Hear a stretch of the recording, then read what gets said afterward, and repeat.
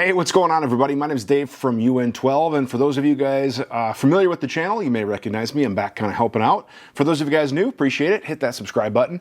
For those of you guys that also don't know, UN12 is not just a cool social media channel, but it's also a print magazine, and you can get these at your local Barnes & Noble, on your newsstand. You can order subscriptions online. These are high quality magazines. I mean, check out how big it is. Beautiful photography, very well written articles. I mean, seriously, the only bad thing I have to say about UN12 is that, you know, some of the people that they feature, if I can find it, yeah, like look at that guy, that ugly mug. Sorry, I've been told I have a face for radio. But anyways, check out UN12. It's a great magazine, awesome to be a part of the family. But that's not why you're here. You're probably here because you want to learn more about the Global Ordnance Monolith rifle. The peeps at Global Ordnance have always been really good to me. I have a great relationship with Kat, Sam, Jordan. Seriously, they treat me really good. And they invited me behind closed doors a while ago to learn about the Monolith. And I really liked what I saw. Now, as far as pricing and availability goes, they are available right now, and street price on the complete rifle is about $1,200, which is pretty awesome for everything that you see here, minus the optic. Now, it does have a folding adjustable stock, which is pretty cool. We'll get into some details about that. AMB controls, M-lock, forward charging, and a dead air compatible muzzle device that's actually part of the barrel and gas block, which is where that Monolith name comes to be. So I'm going to show you some detail shots because I think that was like the core of the rifle being the most fascinating part. Monolith meaning mono, one, and that one is the barrel, the gas block, and the muzzle device are all machined out of a single piece of stock. So it's rifled, and then they are machining the exterior to have a gas block, so you never have to worry about gas block screws coming loose or anything like that. It does have a unique angled gas tube, so it is proprietary to the system, but they are easily available. You can get them from Global, things like that.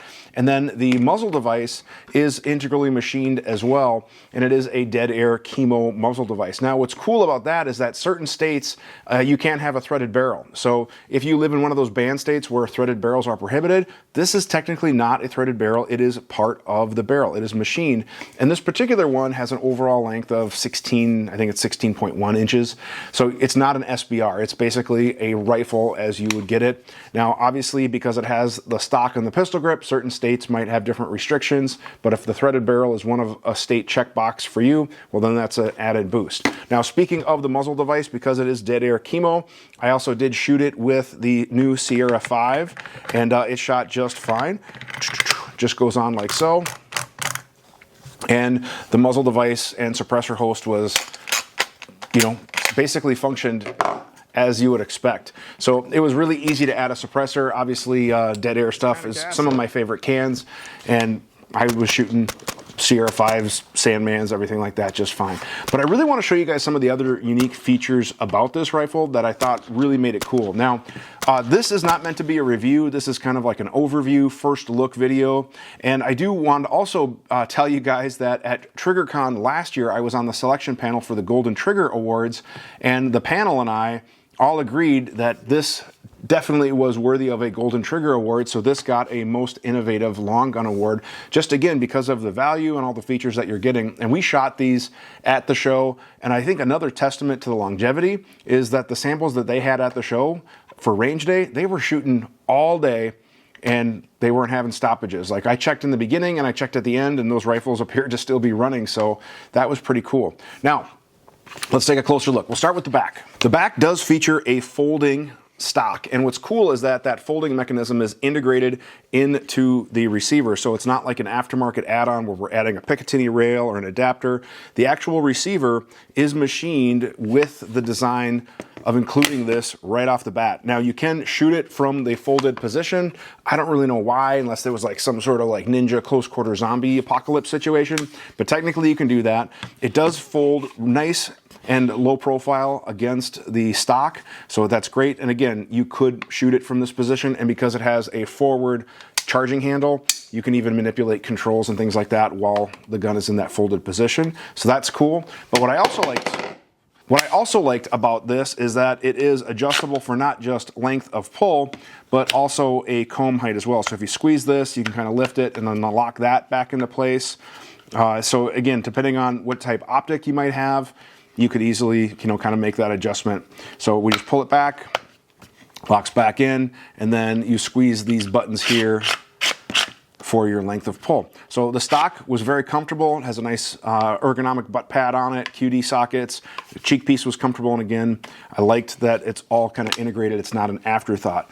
Moving forward, we do have a B5 pistol grip, and we do have ambi controls. So we have an ambi selector. It's mirrored on both sides, and then we also do have an ambi bolt catch and bolt release.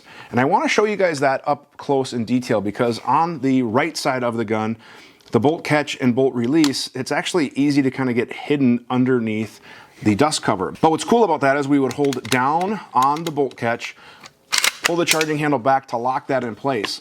Now you can see that the bolt's locked in place. Now in order to release it, we just simply move our trigger finger or index finger up to the dust cover and then press on the dust cover, and that's going to press on the bolt release, which is right there. So we just press down, and it sends that bolt home, which is pretty cool. I've seen that on another rifle as well. And then on the other side, we do have a bolt catch, bolt release, magazine release, and then again, on this side, we would have a traditional magazine release as well. So if you're familiar with an AR, it's very familiar controls, except for it has those ambi controls, and it has that bolt catch and release. Some of the other ambi guns on the market just have a bolt release, so having a bolt catch is also nice as well.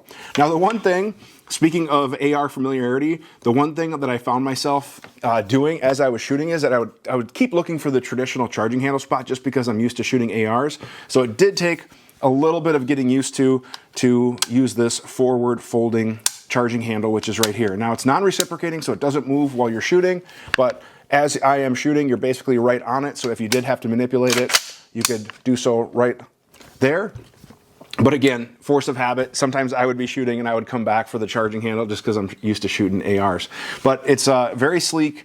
It folds down to a nice smooth position. It doesn't really interfere with you or anything like that. So it's a pretty cool gun. And then, like I said, moving forward, we do have that barrel, which is a 1-in-7 twist. The block, the muzzle device, the barrel are all one piece. So pretty cool stuff. Other features on the lower that I really liked was the very, very generous magwell opening. This is larger than a lot of the other forged AR lowers that are out there.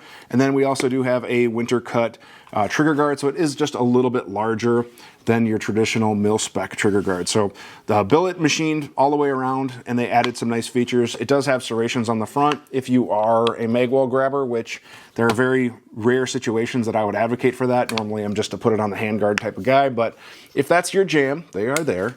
These are going to be available in pistol and rifle variants and hopefully SBR variants soon. I would love to see them come out with a factory SBR options, especially for those that are in free states where you're able to own SBRs, because I think this would be a really fun platform to be a suppressed SBR.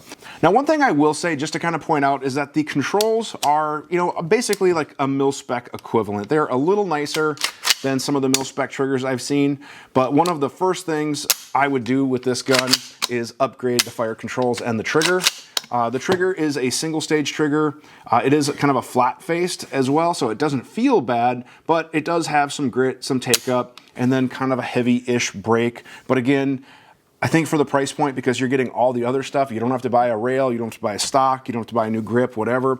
I think it would be an easy upgrade to take any AR flavor trigger that's your favorite. It's going to drop right in, along with fire controls if that's your preference. Because the upper and the rail were all designed together, the whole rifle was designed as a system. They did also add an anti-rotation lug on the rail that integrates with the upper receiver as well. So again, just a nice touch as they are attaching the rail to the barrel nut. We also do have that lug interface as well. So it feels really solid. It's just a good feeling gun, especially for the money. As far as shooting the rifle has run great for me so far. I've got about 500 rounds through this one, various 55 grain ball, things like that. Didn't have any stoppages, just added some lube, started shooting.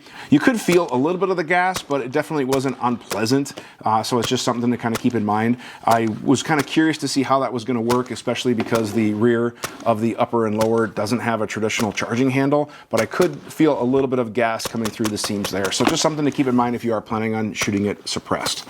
All right, guys, I think that's going to wrap it up for this one. What questions do you have about the Monolith that you would want to see me address in a long-term full review? Obviously, we're going to do accuracy tests. We're going to do some durability tests. We're going to put at least a couple thousand rounds through this. And like I said, that review is probably going to be on the Learning Firearms channel, maybe on this one, so subscribe to both. We'll have links down in the description. But I want to make sure I answer those questions you have. Leave some comments. And again, if you are new to the channel, please hit that like, share, and subscribe button. We would love to have you as a part of this. And also, if you like me and content, want to learn more about training, please check out my channel. Again, that's called Learning Firearms. Links below. I'd appreciate it if you subscribe there as well. Last, but certainly not least, again, check your newsstand. Check out UN12 Magazine. A lot of great authors putting some really good stuff in there. Beautiful photography. It is arguably one of the best magazines in the industry. Thanks for watching, guys. Have a great day.